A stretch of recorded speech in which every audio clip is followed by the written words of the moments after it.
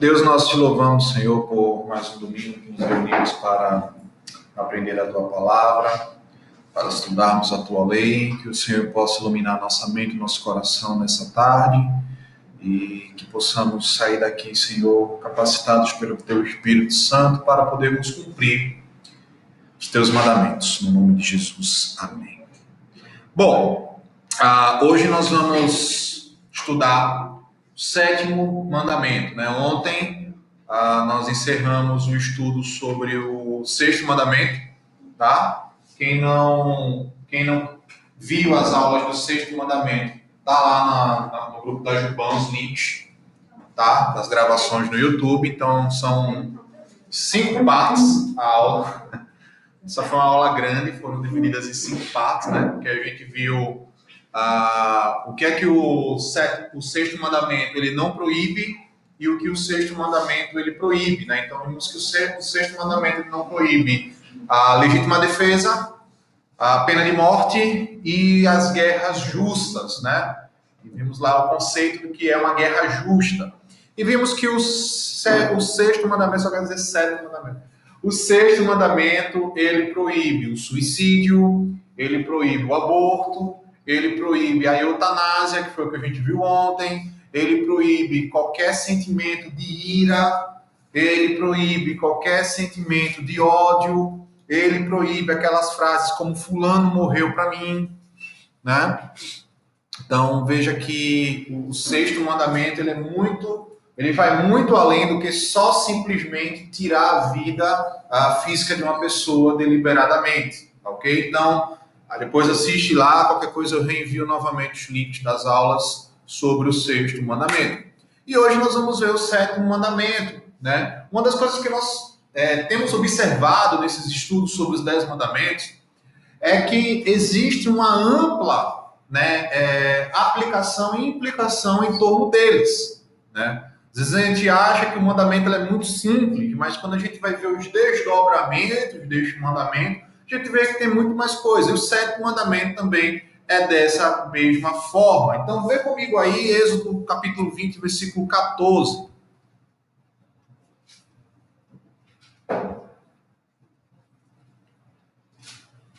Êxodo 20, 14. Eu ia perguntar se vocês sabem qual era o sétimo mandamento, sem olhar para a Bíblia. Agora que vocês abriram, não tem mais graça não. Deixa para lá. Êxodo. O outro foi colar ali na parede, vê mesmo, velho. Nem para disfarçar. E o outro ainda soprou no ouvido dele. Olha ali do lado que tem. Ó. Isso foi ele que disse. Foi, né? Não era para a Bíblia, mas não sei se não olhar para a Bíblia. O que é que diz o sétimo mandamento aí, gente? Estão com fome?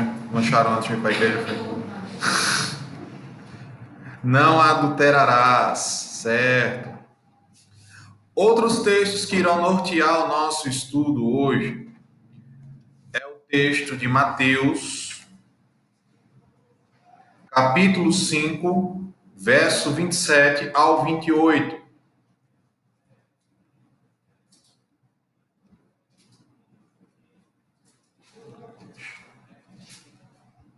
Mateus 5, 27 ao 28, diz o quê?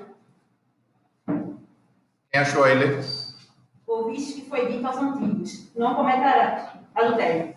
Eu, porém, vos digo, que qualquer que atentar uma mulher para cobiçar, já em seu coração cometeu adultério com ela. Muito bom. 1 Coríntios 6, versículo 18. 1 Coríntios 6, 18.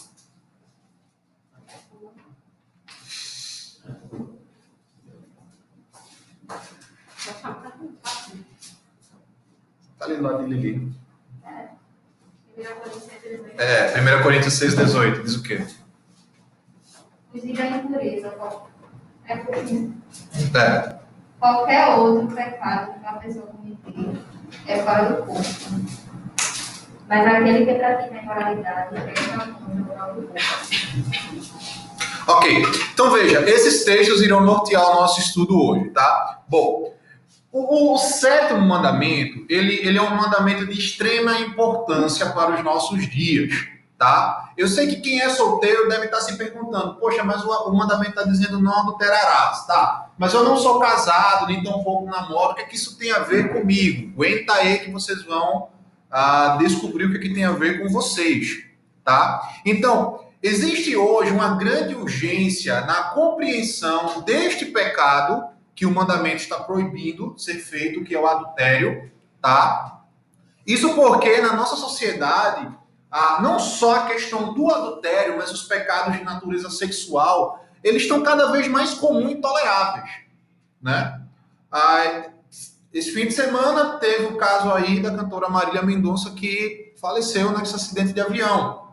Ela era conhecida como a rainha da sofrência. Se você analisar as músicas só tinham esse teor de traição, de gaia e tudo mais. Então, é algo que está, assim, comum nos nossos dias, né?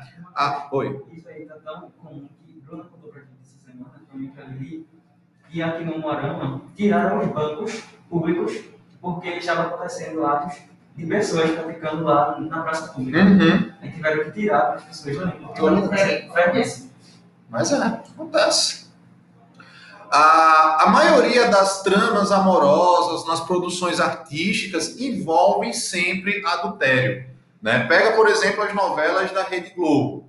A trama já é um copiar-colou sempre. Sempre vai ter um envolvimento de adultério que é justificado porque fulano casou com quem não queria casar e ama a outra mulher lá. E sempre a questão do adultério ela acaba sendo justificada. Então isso está nas músicas, está nos filmes, nas séries e tudo mais. A gente vive hoje numa sociedade totalmente erotizada. Qualquer canto que você olha tem algum apelo sexual. Aí vai fazer um comercial de escova de dente, aí bota uma mulher lá toda sensual para exibir a escova, né?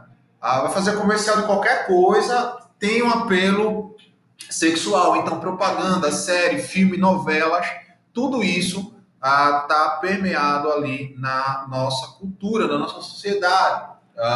Pecados de natureza sexual, eles também sempre foram um problema para a igreja, tá? A imoralidade, ela sempre foi, sempre será um mal a ser combatido pela igreja.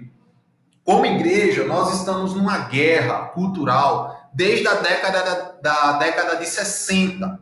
A década de 60, mundialmente falando, é conhecida como a era da revolução sexual, né? Onde se pregava a questão do sexo como um fim em si mesmo. Então, vem aí o surgimento das pílulas anticoncepcionais, os métodos contraceptivos, essa coisa de que não precisa mais esperar casamento para ter relação sexual, aquela coisa toda. Então, muito do que a gente vive hoje é fruto dessa liberação ali da revolução sexual na década de 60, tá? Agora, uma coisa que a gente pode observar em relação à quebra do sétimo mandamento é que toda vez que o sétimo mandamento ele é quebrado, ele implica numa quebra de outros mandamentos também, tá? Então, veja, a gente vive na era do meu corpo, minhas regras, né? Inclusive, quando a gente estudou a questão do aborto, a gente viu que uma das justificativas que aqueles que são a favor do aborto dão é que existe a concessão para o sexo, mas não a concessão para engravidar, né? O que é uma coisa totalmente fora de lógica.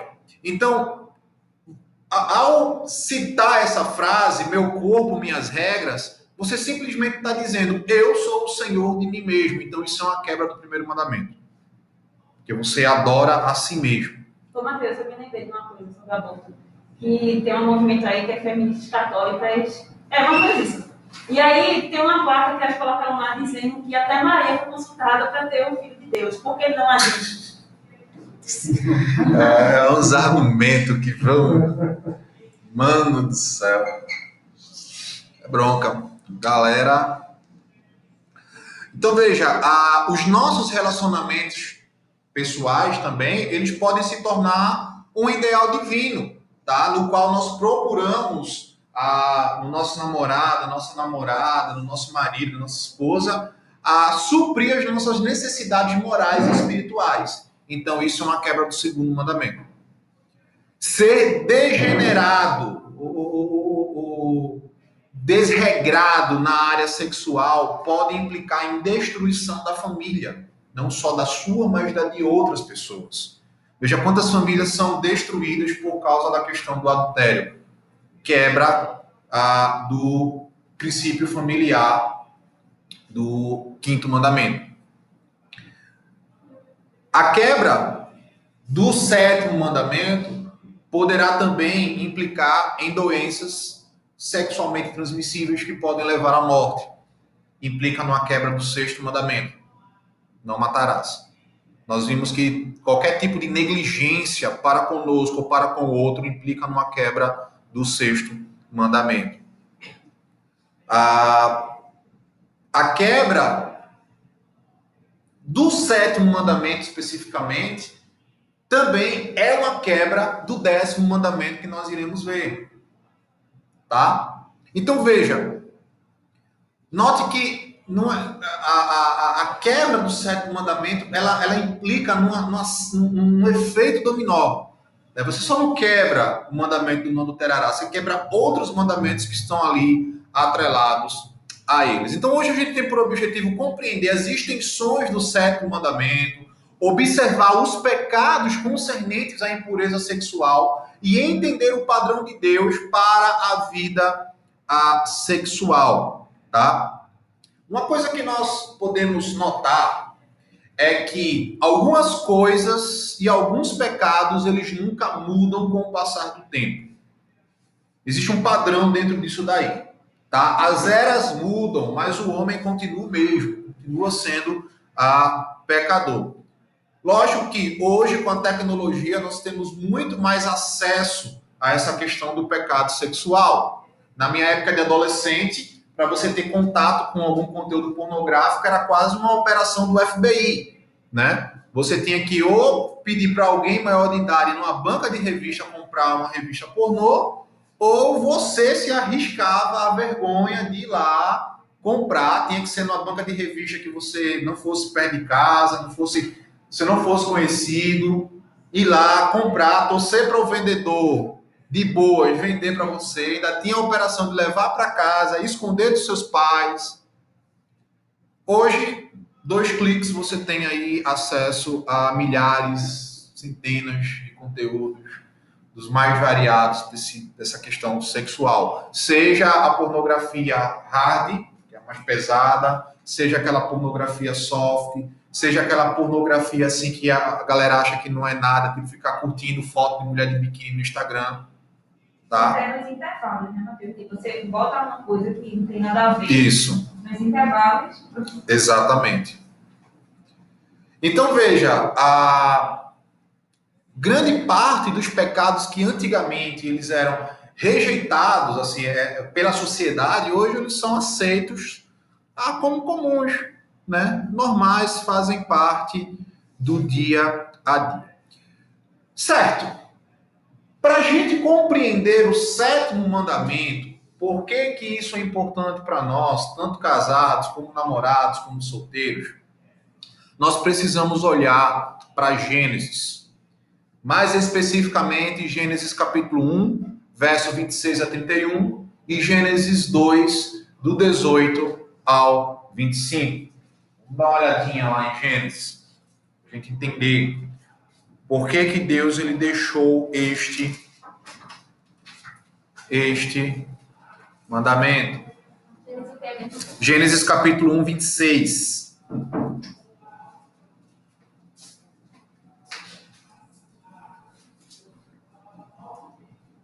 Vamos ler o 27, na verdade.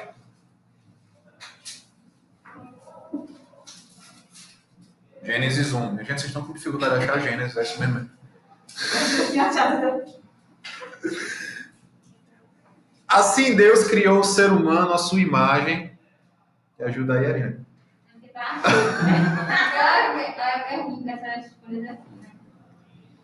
Gênesis 1, 26. Aliás, 27. Assim Deus criou o ser humano à sua imagem, a imagem de Deus o criou, homem e mulher os criou, e Deus os abençoou e lhes disse: sejam fecundos, multipliquem-se, encham a terra e sujeitem-na. Tenham domínio sobre os peixes do mar, sobre as aves do céu, sobre todos os animais que rastejam. Vai para o versículo 31.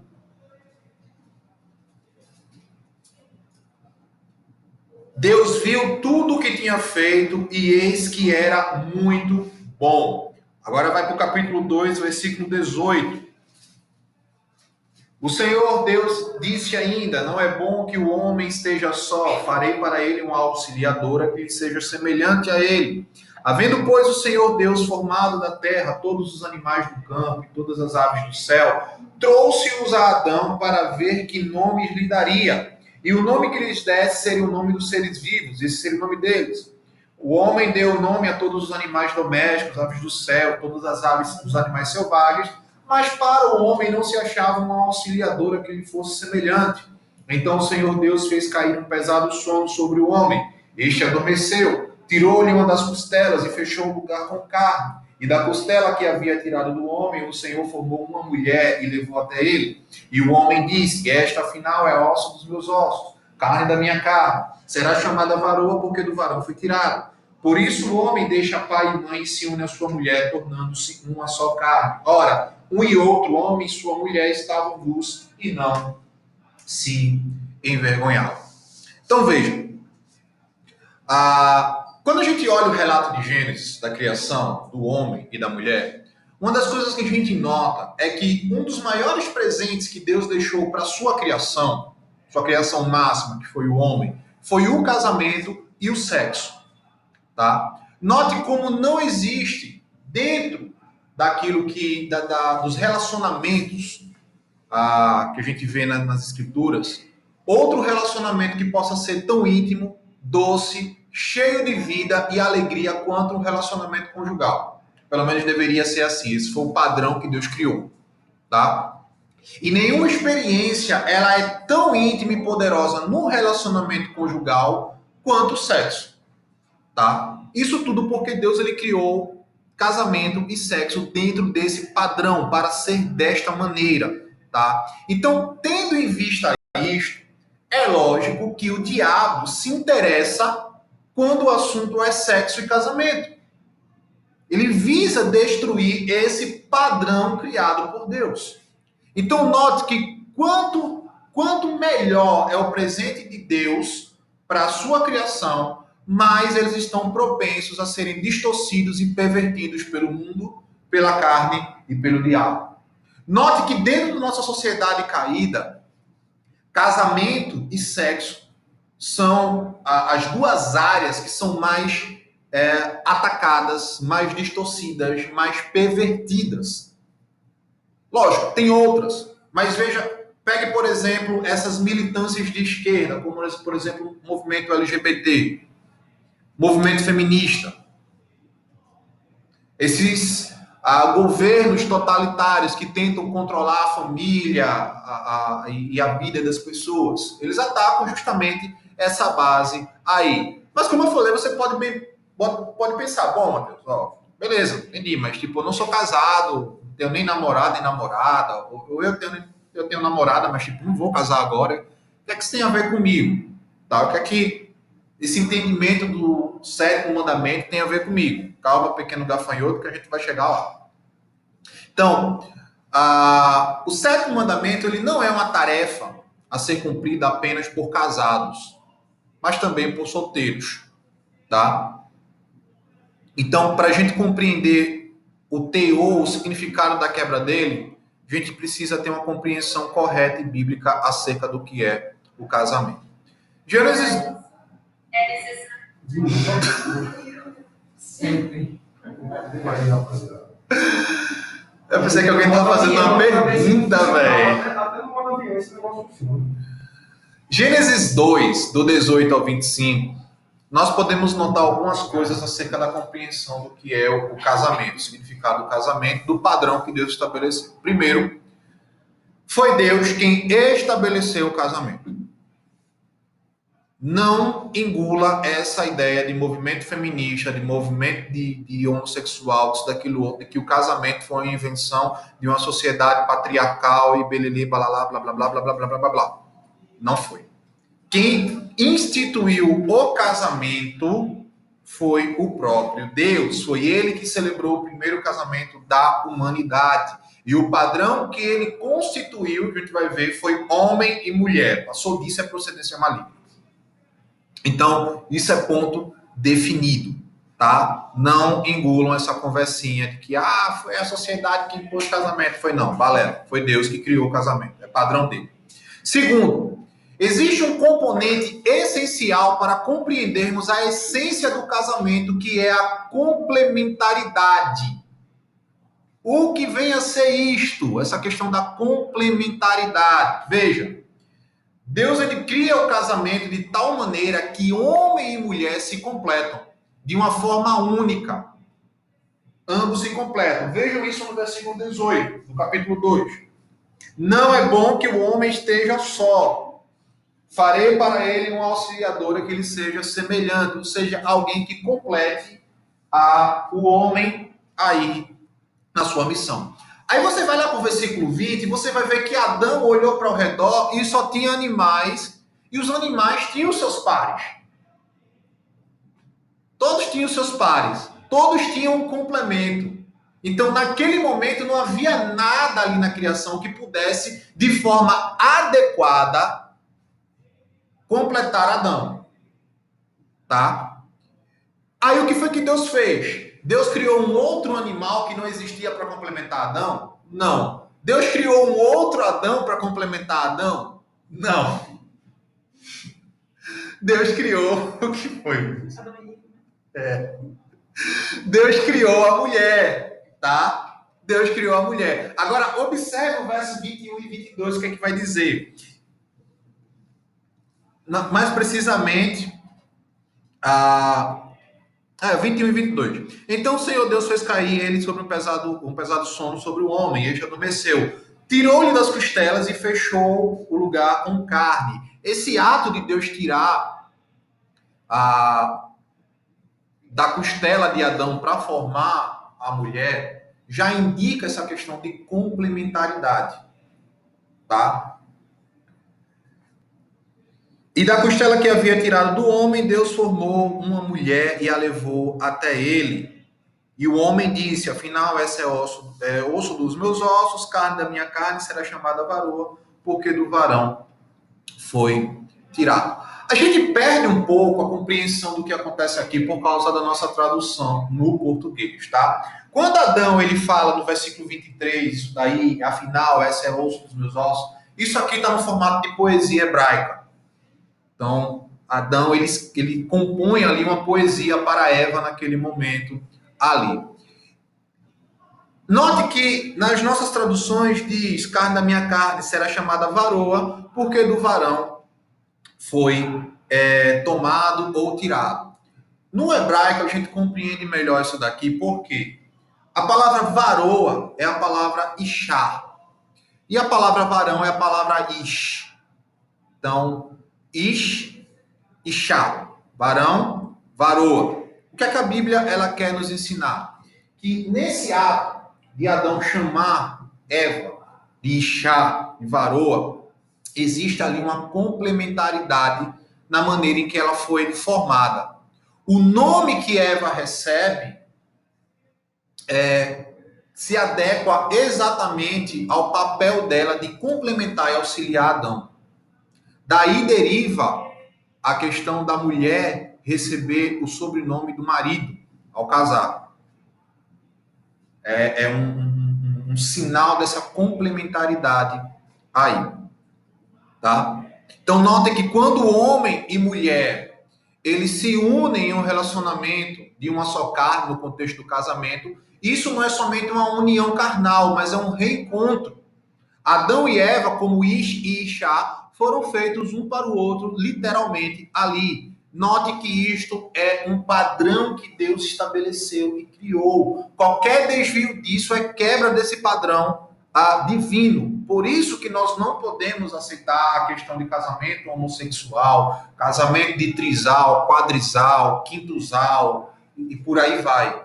Porque é uma quebra desse padrão que Deus estabeleceu. Então, veja, por meio desse entendimento da complementaridade é que o casamento monogâmico ele tem lógica moral e coerente. tá? Seguindo, vemos que se Deus tivesse criado outro homem para complementar Adão, ou outra mulher para complementar Eva, eles não se complementariam, porque eles não poderiam cumprir o mandato que Deus estabelece lá em Gênesis 1:28, o mandato social, crescer e multiplicai. Somente um homem e uma mulher podem ser frutíferos e multiplicar. Aí eu só lembro daquele candidato à presidência da República, né? No debate falando lá que órgão escritor não reproduz. Né? Bom, ele falou de uma forma meio escrota ali, mas tipo, é fato. Somente um homem ou mulher podem ser frutíferos e se multiplicar. Note que como o pecado ele distorce essas coisas de tal maneira que os casais homossexuais eles usam meios secundários para poder terem filhos. Ou adotam, ou fazem uma barriga de aluguel, alguma coisa do tipo para tentar burlar esse padrão. Tá? Então veja que compreender a complementaridade dos sexos traz luz ao relato de Gênesis 1:2. Terceira coisa que a gente pode ver para entender o significado do casamento é lá em Malaquias 2, versículo 13 ao 15. Tá? Nós não vamos ler com um texto um pouco longo para a gente enxugar aqui mais a aula. Mas se em Gênesis a palavra-chave é complementaridade, em Malaquias a palavra-chave é filhos. Tá? Então vamos lá. O casamento ele é descrito na Bíblia como uma aliança de duas partes. No casamento, há dois elementos que vão estabelecer e confirmar essa aliança feita. O primeiro é o juramento verbal que é feito ali, diante das testemunhas, diante do pastor e diante de Deus. Os votos e o sinal visível desse juramento é a aliança. Tá? Então, o primeiro é a promessa solene feita diante de Deus e das testemunhas. Então, você tem essa primeira parte dessa aliança estabelecida em duas partes, esse juramento aí. E a segunda parte desse juramento é o juramento de confirmação. E o que é esse juramento de confirmação? O ato sexual. O casamento ele é consumado através do ato sexual. Ele é selado ali através do ato sexual. Então, tendo em vista que o ato sexual é um ato privado, o marido, ele somente beija a noiva lá no altar como um sinal visível dessa segunda parte. Mas, tipo, o que é que tem a ver beijo com sexo? Beijo é ato sexual, tá, gente? Beijo faz parte do ato sexual.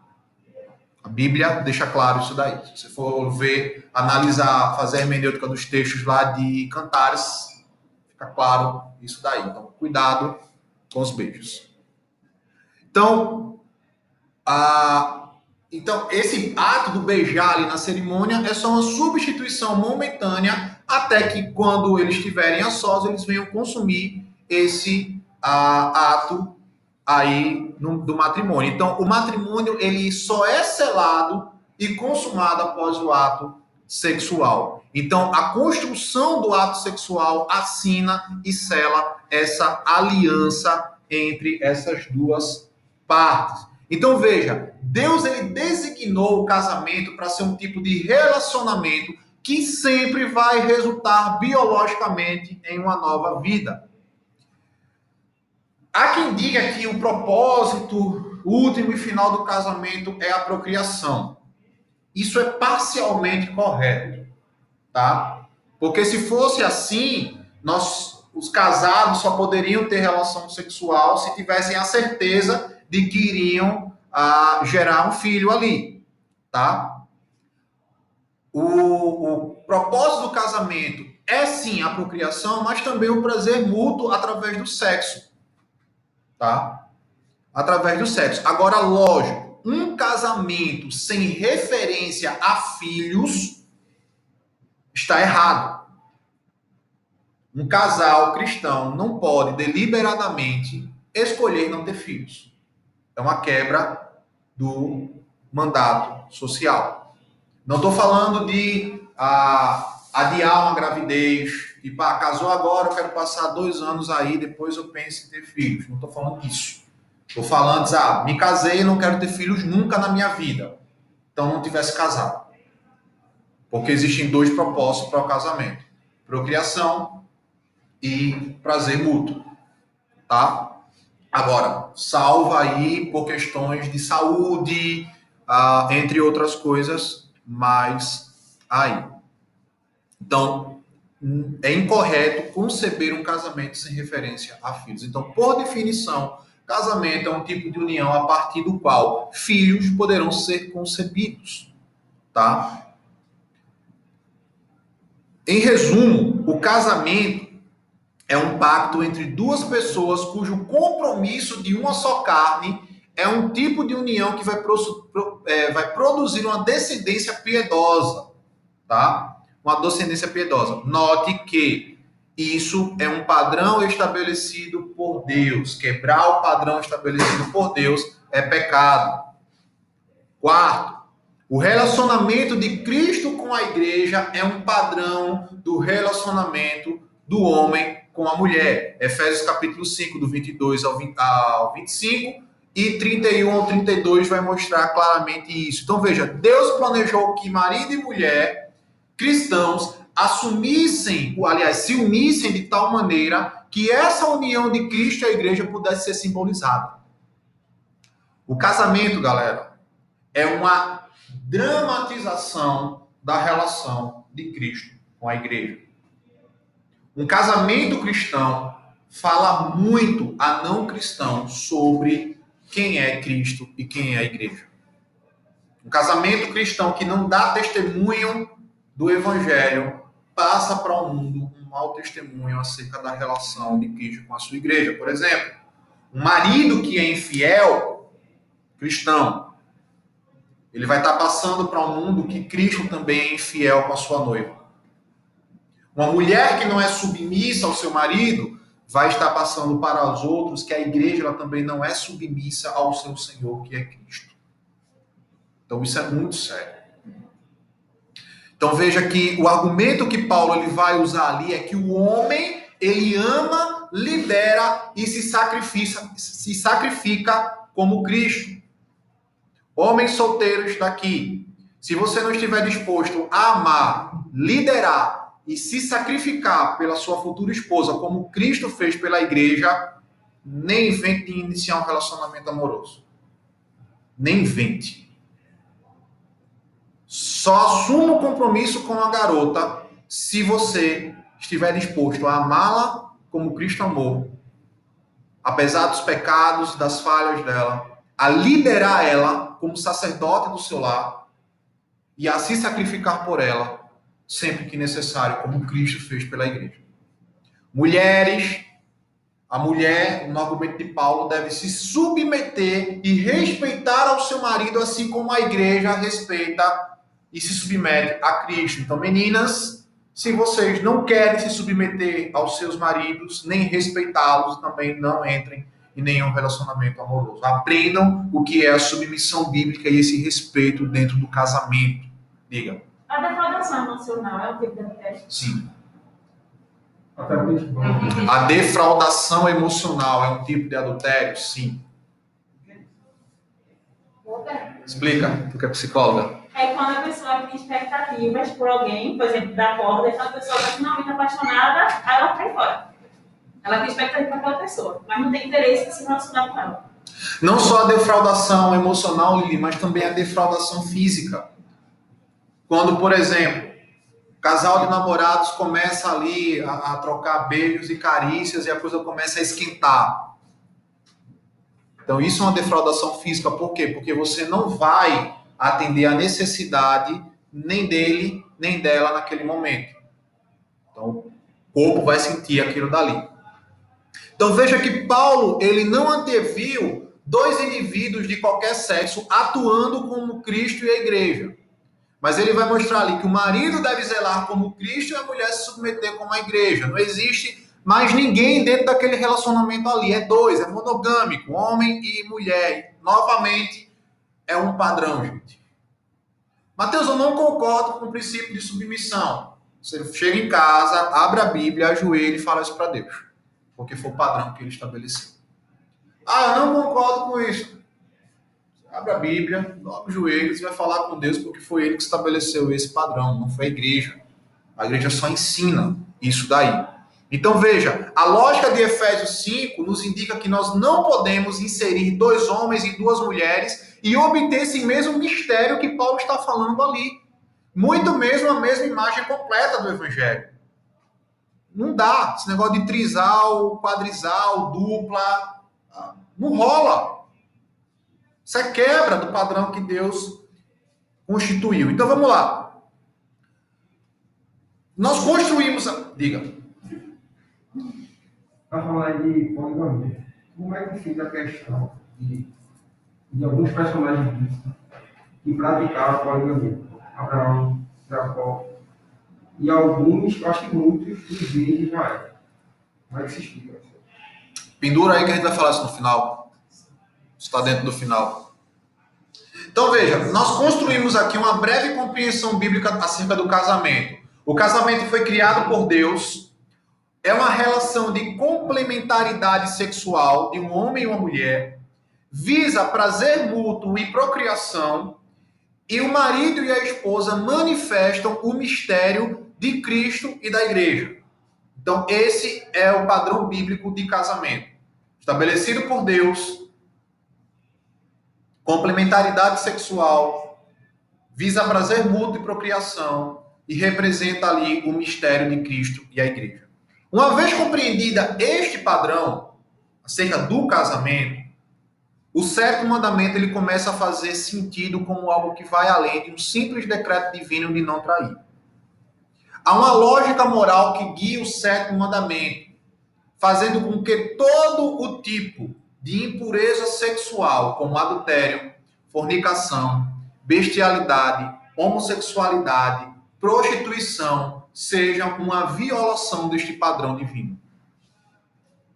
Então, todo tipo de pecado sexual é uma violação do padrão divino estabelecido em Gênesis, por isso é uma quebra do 7º mandamento. Então, vamos olhar agora as implicações do 7º mandamento para as nossas vidas, tá?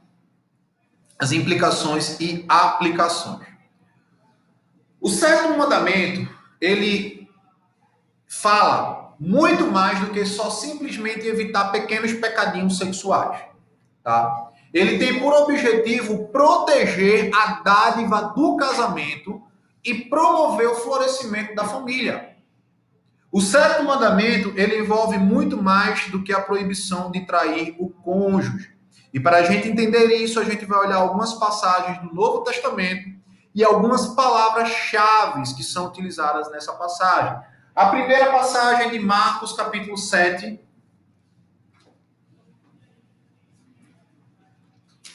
Marcos 7, do 21 ao 23. Tem uma mosca voando aqui.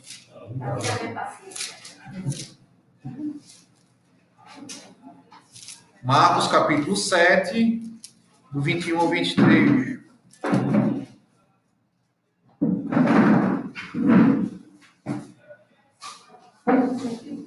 A bichinha tá sozinha, que solta isolada.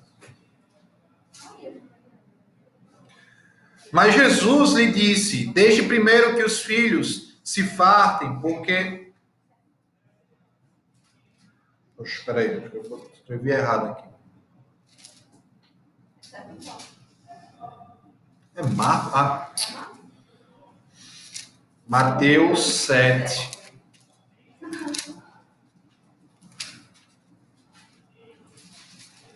Mateus 7. 21 e 23. Ainda não é, eu anotei errado a referência. Espera aí. Lembra do item do coração? Mateus 5, 27. É esse mesmo. Não é nem esse aí é o outro texto. Esse é o último texto que... Não, do adultério também se fala. Não, mas tem um outro texto que fala sobre isso.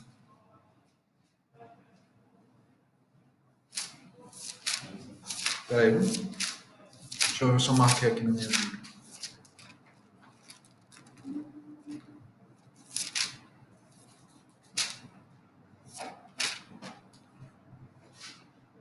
É o do interior do coração. É isso. Qual é? Lê aí.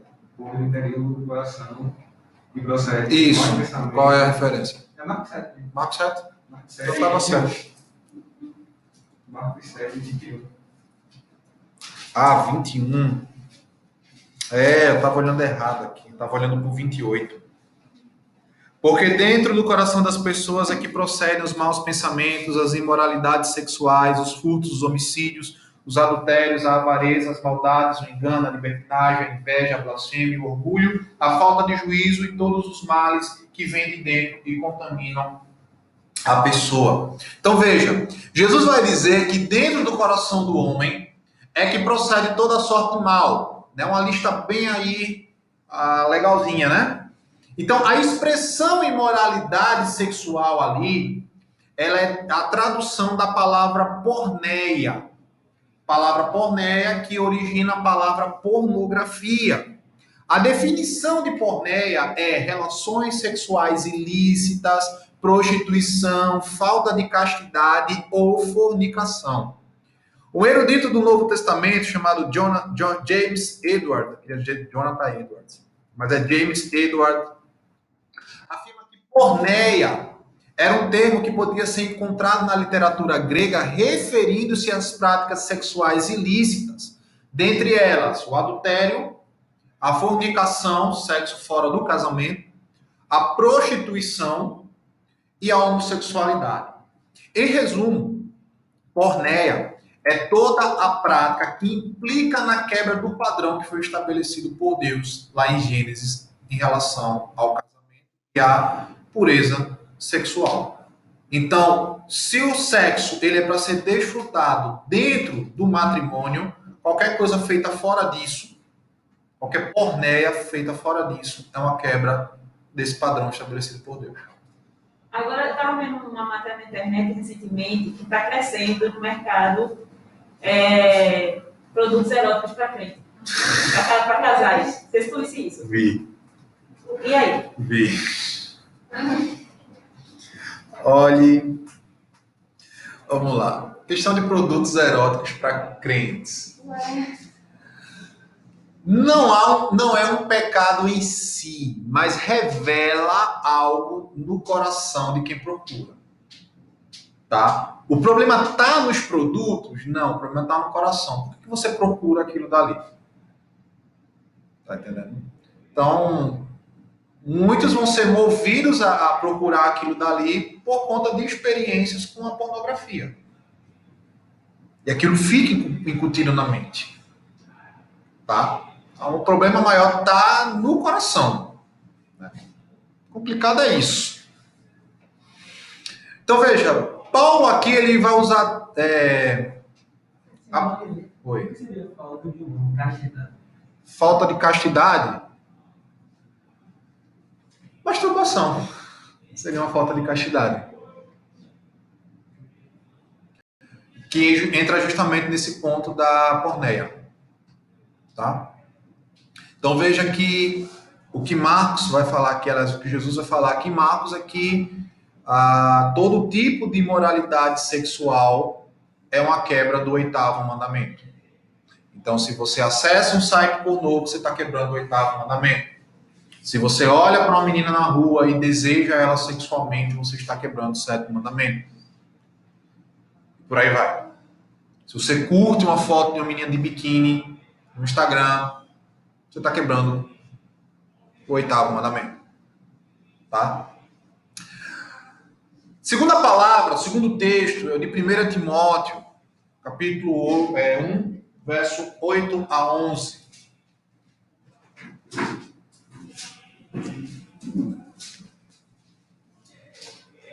1 Timóteo.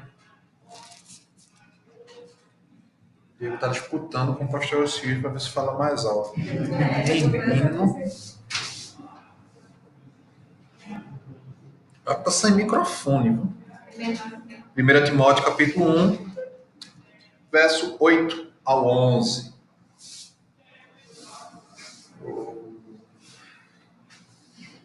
Sabemos que a lei é boa se alguém se utiliza dela de modo legítimo, tendo em vista que não se promulga a lei para quem é justo, mas para os transgressores e rebeldes, para os ímpios e pecadores, para os iníquos e profanos, para os que matam pai ou mãe, para os homicidas, para os que praticam imoralidade, para os que se entregam a práticas homossexuais, para sequestradores, para mentirosos, para os que fazem juramento falso, para tudo que se opõe à sã doutrina, segundo o evangelho da glória do Deus bendito, ao qual fui encarregado.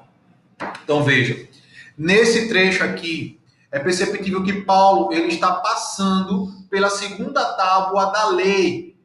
Note que ele vai falar de pecados aqui que são quebras dessa segunda tábua da lei, certo? Então, Paulo, ele usa aqui duas palavras que vão nos chamar a atenção em relação à quebra do oitavo mandamento.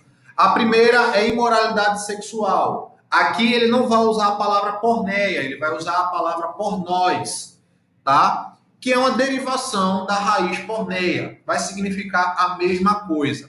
Agora, a segunda palavra que Paulo usa, essa requer um pouco mais de atenção. Paulo vai usar um termo que é a palavra arsenokoitais, que foi traduzido como homens que praticam a homossexualidade. Essa palavra, ela não se restringe, como os liberais vão dizer, à prática sexual entre um homem e um menino, também conhecido como pederastia. Essa era uma prática muito comum e aceitável nos tempos antigos. Os meninos, eles tinham a sua iniciação sexual geralmente com homens mais velhos.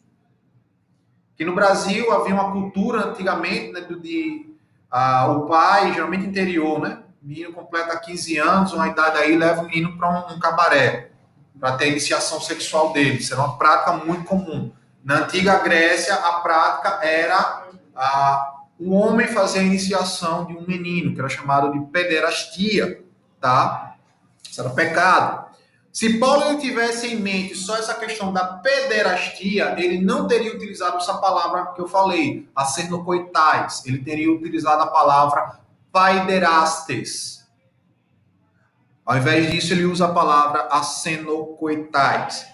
Essa palavra é a junção de duas palavras gregas, arsen, homem, e a palavra koite, cama, de onde deriva a palavra coito, significando a questão da relação sexual. Isso que Paulo fala aqui é um eco de Levítico capítulo 18, versículo 22. Alguém abre para mim Levítico 18, 22 e lê, por favor.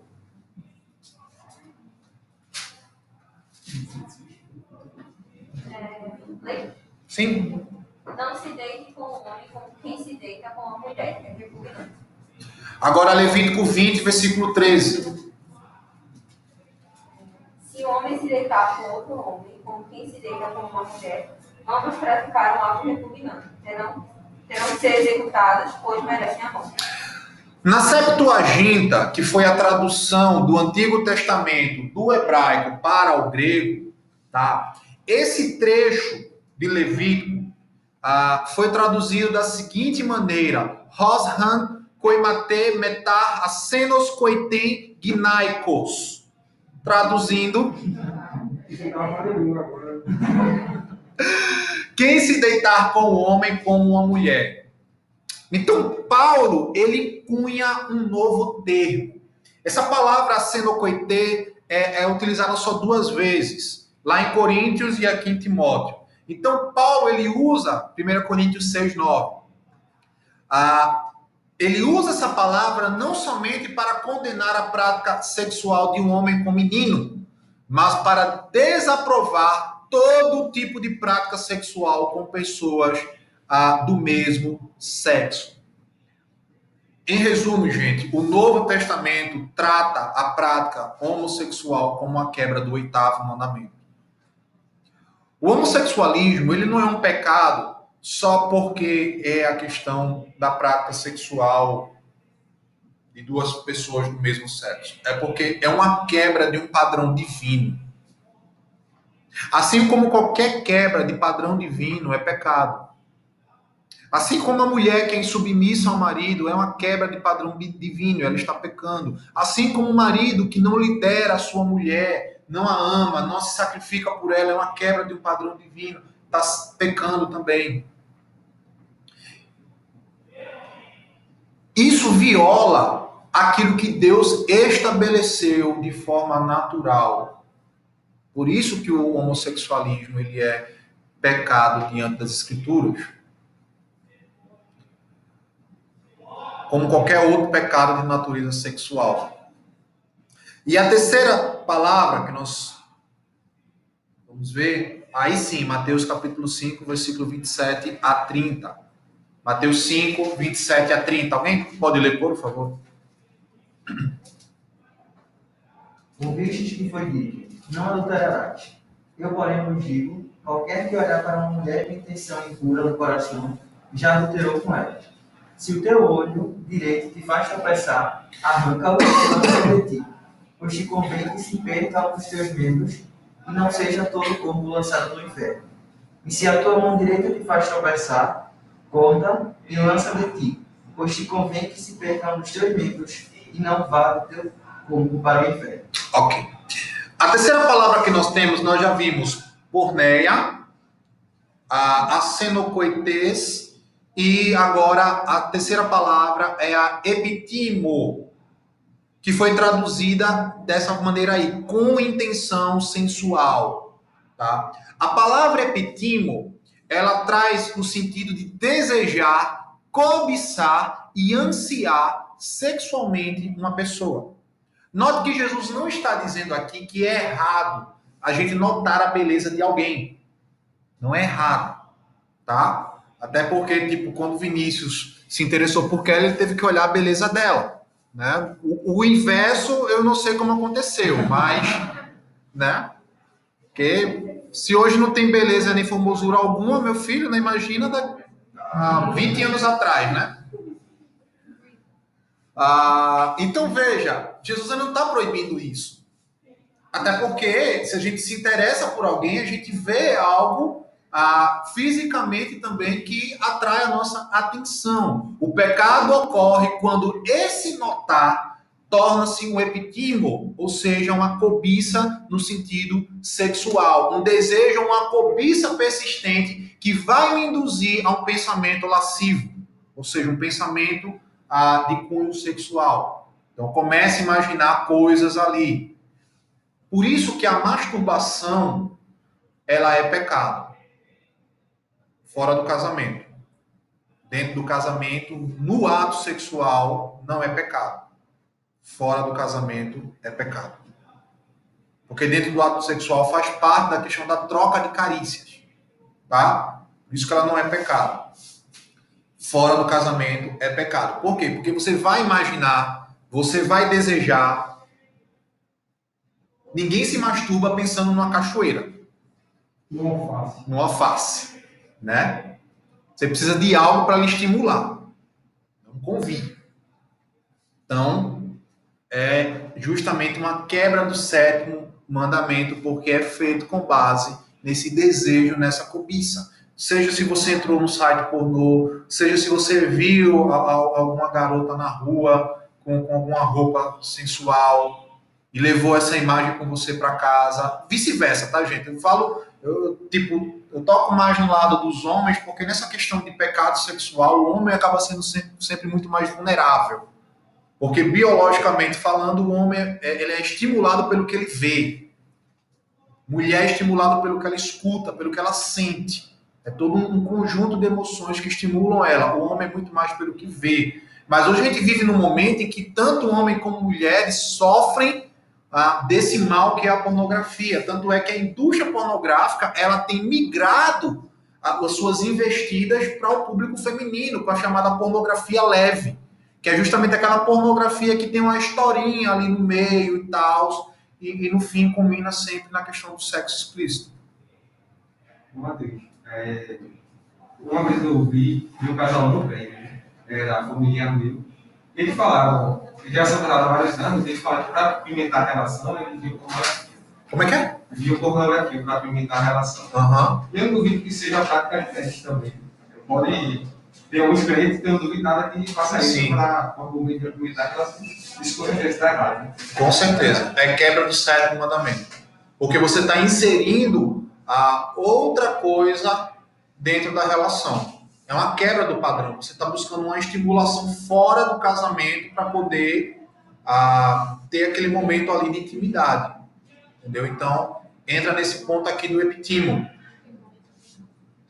E é algo comum, viu, gente? Essa questão de casais casados que nessa conversinha de para apimentar a relação, a gente assiste um filme pornô e tudo mais. É pecado, tá? Então, o que Jesus quer mostrar é que o adultério e a quebra do sétimo mandamento é uma questão do coração. Uma coisa interessante que a Bíblia ela vai mostrar é que até a idolatria ela é vista como um sinal de adultério. Então, a quebra do primeiro mandamento por causa da idolatria é uma quebra do sétimo mandamento também.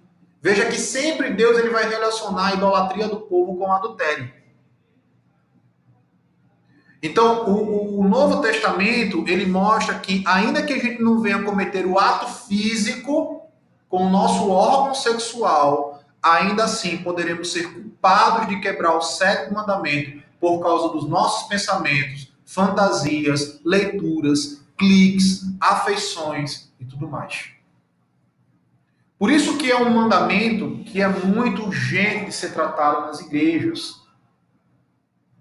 Como eu falei, o apego sexual nos nossos dias é muito forte, muito grande. Aí vamos lá. Vamos concluir aqui. Quais são as aplicações acerca do sétimo mandamento?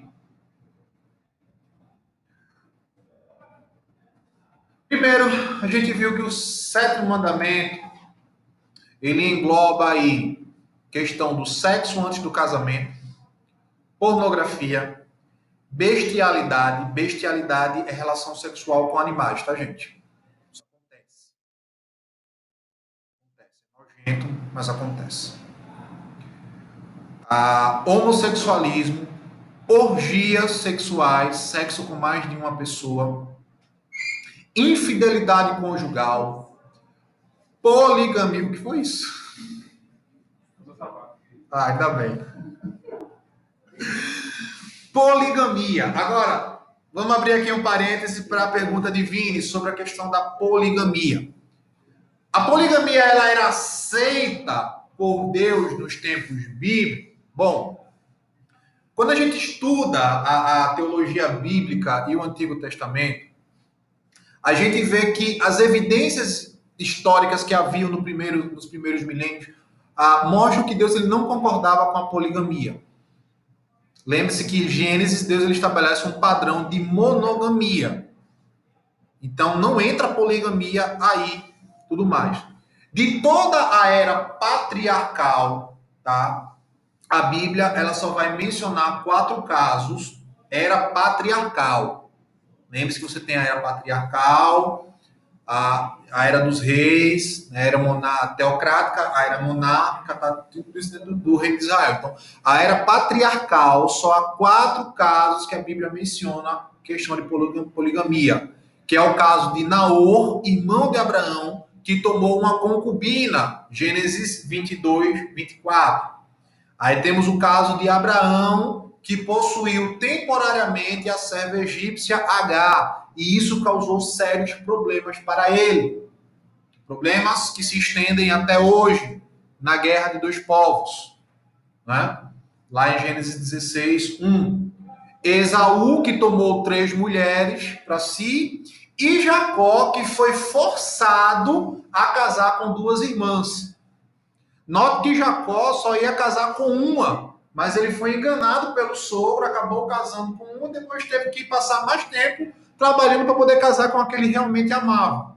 Então ele teve 2 mulheres, não foi por livre espontânea vontade, foi por pressão dele. Oi? Isso. Então veja que a poligamia ela não era comum dentro do reino de Israel. Tá? Não era comum. Depois, no reino dividido, nós vamos ter aí 13 exemplos de poligamia, dos quais 12 vão envolver pessoas com poder absoluto. Então veja que o povo comum, dentro do povo comum, não era normal a poligamia. Tá? Nós temos o caso dos patriarcas, e depois, no reino, nós temos esses 13 casos que eram de pessoas com poder absoluto, ou seja, os monarcas, os reis, e que judicialmente eles não podiam ser indiciados por causa disso daí. Tá? Então, o que a gente pode ver nesses casos é que a poligamia não era algo culturalmente aceito em Israel nem em Judá, certo? Era uma prática isolada por poderosos e assim não altera a ordem divina acerca da monogamia, tá? Note que todos aqueles que abraçaram a poligamia tiveram sérios problemas e sofreram as consequências disso daí. Veja Salomão, teve várias mulheres, 1000 mulheres, fora as concubinas. Problema que isso trouxe para o reino dele. Por quê? Porque através dessas mulheres a idolatria entrou em Israel. Davi teve sérios problemas familiares por causa da poligamia. O filho estuprou a irmã. Depois quis tomar o seu reino. E por aí vai. Né? Então, a poligamia ela nunca esteve nas intenções de Deus e nem representava uma situação prevista na lei de Moisés. A lei de Moisés não trata sobre a poligamia. Pode ler a lei de Moisés. Não vai ter nenhuma lei acerca da poligamia. Vai ter acerca da monogamia. Poligamia não. Então, embora no Antigo Testamento a gente vai ver algumas práticas desse tipo, o que a gente pode perceber é justamente a paciência pedagógica de Deus em lidar com homens como Abraão, Jacó, Salomão, Davi e tudo mais, mas não aprovando o pecado deles, tá, gente? Veja, a Bíblia ela relata o pecado do adultério de Davi, mas ela não aprova o pecado de Davi. Entre outros aí que pecaram, e a Bíblia mostra esse pecado, mas ela não aprova. Então, a poligamia nos moldes bíblicos, ela era pontual e não cultural. Beleza? Então, poligamia, masturbação, mancebia também é proibido. Mancebia. Se amancebar. Sabe o que é esse nome? Hã? Amigar. Se amigar. Eu sei essa palavra aí. Se amigar. Tipo, a gente não casa nem no religioso, nem no civil e vai morar junto. É a idade, Ariana. Quando chega, só fazer essa palavra. É o termo técnico, né, velho? Sabia o que é? O pessoal fala que é união estável. É, a tal da união estável. Isso é uma quebra do 8º mandamento, porque o casamento ele é feito através de voto solene, tá? Divórcio é quebra do 7º mandamento, certo? Masoquismo é quebra do 7º mandamento. Sadismo é quebra do 7º mandamento. Necrofilia é quebra do 7º mandamento. Necrofilia, vocês sabem que é relação sexual com gente morta. Isso acontece também. Inclusive, eu vi um podcast recentemente de uma moça que ela tem um projeto, tipo uma ONG, que é justamente para combater esse tipo de ação dentro dos necrotérios, que é muito mais comum do que a gente imagina. Pedofilia, incesto e, não menos importante, a lascívia do coração, ou seja, desejar de forma sexual uma pessoa que não é seu marido ou a sua esposa. Tudo isso é quebra do 7º mandamento. Oi. Qual a diferença do masoquismo e do sadismo? O masoquismo é a pessoa que sente prazer com a dor. Então, as técnicas que elas vão utilizar ali que vai provocar aquela dor leve. O sadismo não. O sadismo envolve coisas mais brutais. Eu prefiro nem comentar. Mas eleva o nível da brutalidade ali naquela relação. Tá? E a gente Exatamente. Marquês de Sade é um deles. As obras de Marquês de Sade. São ser considerados, mas não tem diferença. Conselhos para cumprirmos o 7º mandamento. Solteiros, cuidado com o que vocês olham, seguem e acompanham na internet.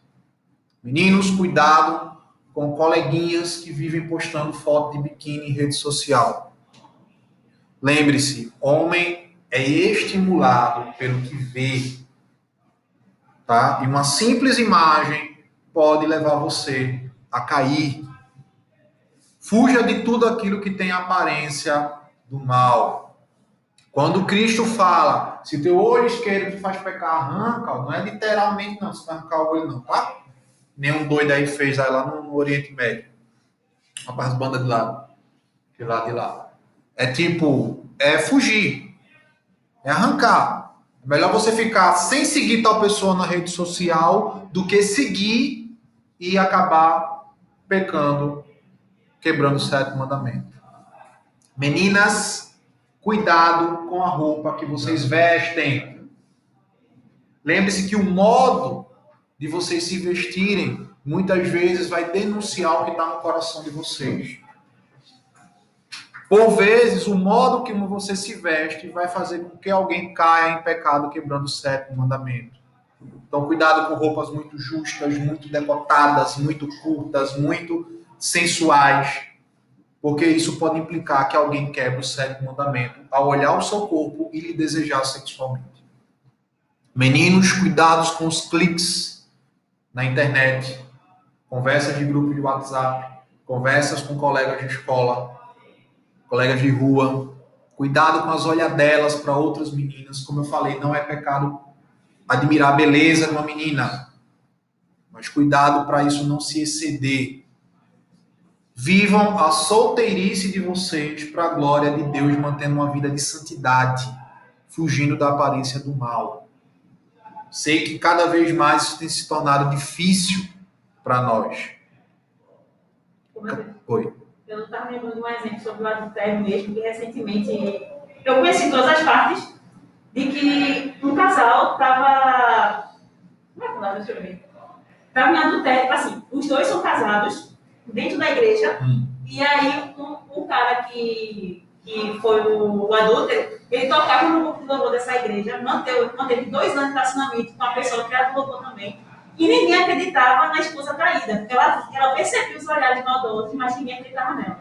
Até o ponto que o marido da outra descobriu, numa conversa no WhatsApp, que foi bem pior. Agora a igreja estava escandalizada, era 2 bairros diferentes, já estava rodando já o nome da igreja, o pastor que não fez nada, e aí ele se sentiu tão culpado que ela acabou saindo até do emprego para dar atenção à igreja, porque a igreja estava toda solta. E agora, né, fizeram um conselho lá, desligaram a membresia, e aí a esposa traída, tipo, tá aliviada e tá soltando os cachorros pra todo mundo que foi traída, que ele não cachava. Bronca. É rolo doido. Pois é, gente. Matheus, a vaidade extrema, assim, os meninos gostam muito de ir pra academia, pra fazer aquele shape malhado. As meninas gostam muito de se maquiar, mas isso pode entrar nesse aspecto de gerar no outro olhar de diferença. Sim. Ainda que a pessoa não tenha essa intenção. Mas, vamos lá. Mas geralmente, quem faz tem essa intenção de chamar olhares. Uma coisa é você ir para academia para manter um shape saudável e tudo mais. Outra coisa é você ir para ter aquele corpo escultural, porque você quer ser observado, não é algo do coração. Então aí você tem uma quebra do 1º mandamento, você está criando um Deus à sua imagem e semelhança, e você vai implicar aí numa quebra do 7º mandamento, que você vai fazer com que outros caiam naquilo dali. Tá? É aquele nome difícil que estava falando. O nome difícil que estava falando, pessoal. Mas Defraudação, isso. Você vai estar defraudando a pessoa. Namorados, cuidado com as carícias, beijos, toques. Evitem ficar a sós por muito tempo. Evitem beijos muito calientes, muito sensuais. Lembre-se que o beijo ele faz parte do ato sexual. Então, cuidado com beijos. Para o quê? Para você não defraudar nem o seu namorado, nem a sua namorada. Ou seja, você despertar nele um sentimento e um desejo que você não vai satisfazê-lo naquele momento. Isso é pecado e é quebra do 7º mandamento. Lembre-se que namoro não está descrito na Bíblia, porém há princípios e normas que o regem. Namorados não são casados, portanto, se ainda moram com os pais, devem submissão aos seus pais e não ao namorado. Segundo, sexo é bom, mas é uma bênção de Deus, porém foi feito única e exclusivamente para o casamento. Terceiro, namoro sempre deve conduzir ao matrimônio. Crente que troca de namorado, namorada, como quem troca de série na Netflix, está quebrando o 7º mandamento.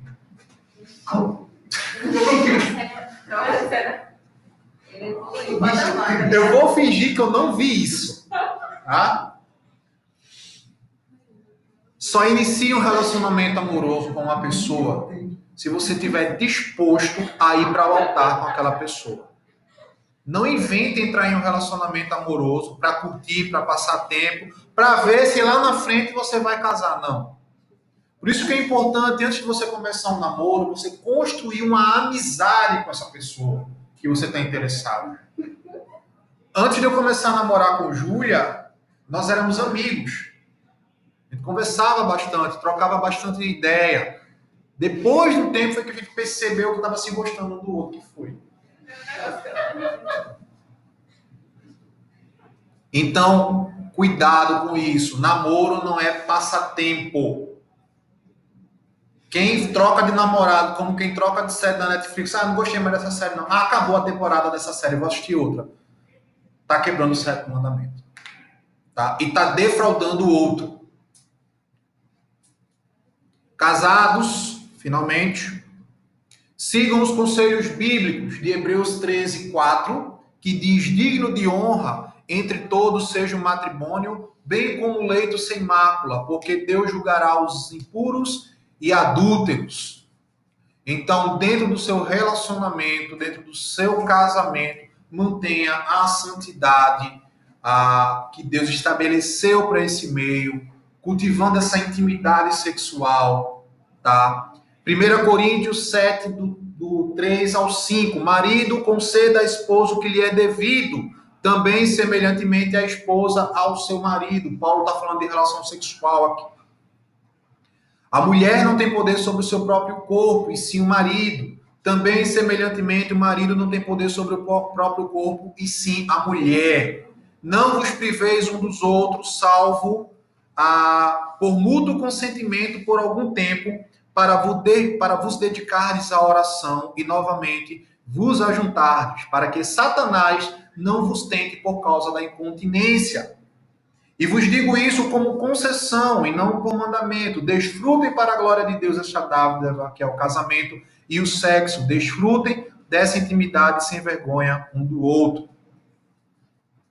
Casados, cumpram e obedeçam às ordens de Paulo, em 1 Coríntios, em Efésios 22 ao 23. E aqui vai um exercício para vocês lerem em casa, que vai ajudar diante de 3 situações que envolvem o 7º mandamento. Quando nós somos tentados, quando nós somos rebeldes e deliberadamente quebramos o 7º mandamento, e quando nós acabamos quebrando o 7º mandamento, mas estamos arrependidos e quebrantados diante do Senhor. Vocês vão ler as seguintes passagens. Vocês não estão com caneta aí, né? Eu vou botar no grupo da Jubão.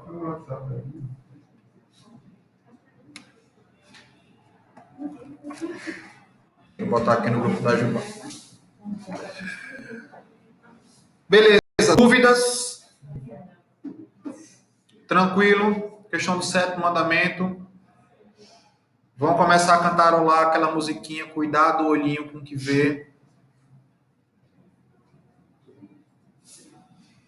Vamos orar para a gente encerrar. Próxima aula, 8º mandamento, não furtarás.